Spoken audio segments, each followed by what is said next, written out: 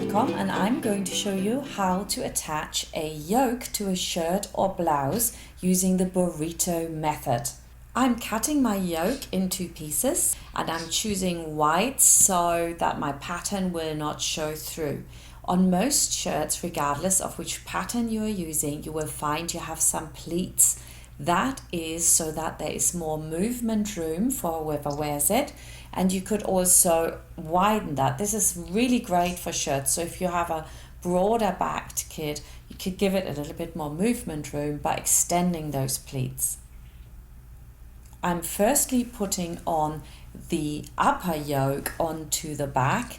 Right sides need to face each other, and I'm pinning it too. And then I'm also going to take my lining, in my case that is in white, like I said, so it doesn't shine through, and I'm going to put that on so that both pieces of the yoke are literally sitting right sides together with the back sandwiched in between. So the lining will lie on the wrong side of the back and the shell material of the yoke will lie on the top of the back. So it's really simple. It's just like a sandwich, don't overthink it. And then we're just pinning this edge to edge together.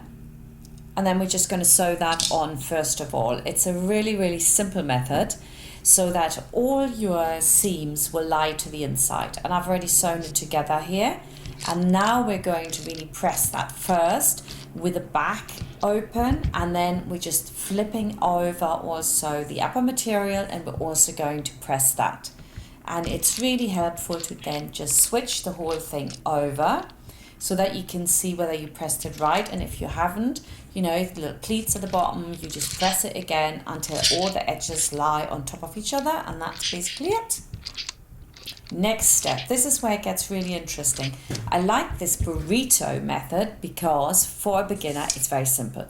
You put your front onto the yoke, and then we're only attaching the yoke to the upper or shell material.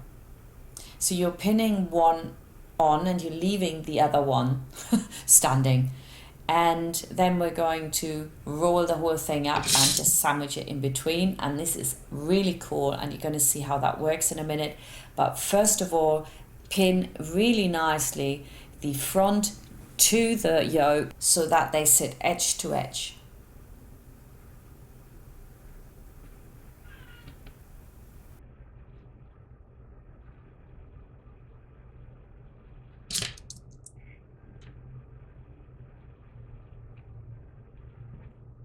Now you want to flip down the lining and roll up the whole shirt until the lining starts showing. And then guess what? All you have to do is move over the lining part. Look at that.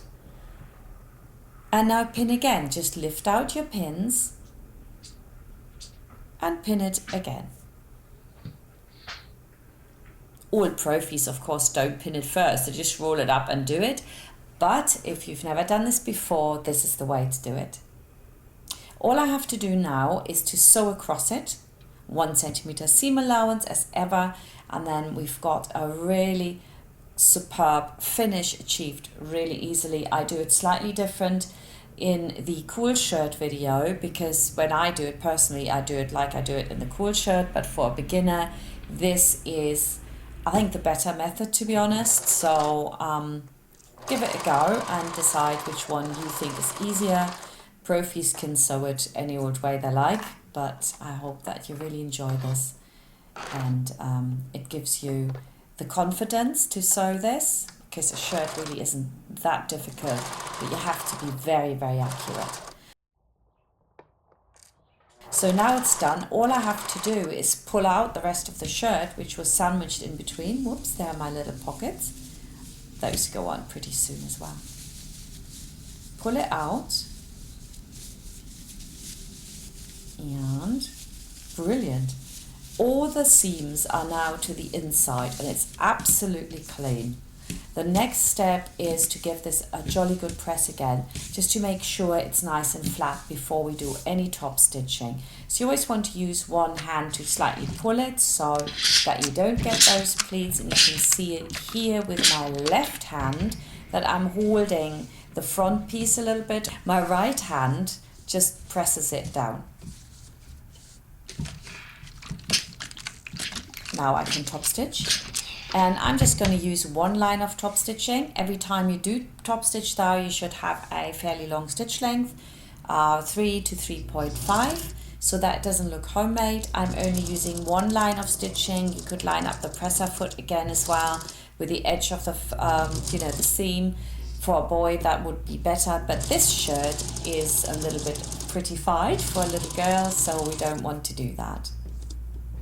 And that's it basically. If you want to see the whole lot of it, all you have to do is go to the academy.frocksandfrolics.com, where you can watch the whole thing in one go, and you can also get your pattern there, and you're in the course and you can comment and see what other people are doing, and it's really brilliant. Also, if you have a question for me, you can ask it and I immediately get a notification on my email so that I can hop on there and answer your questions.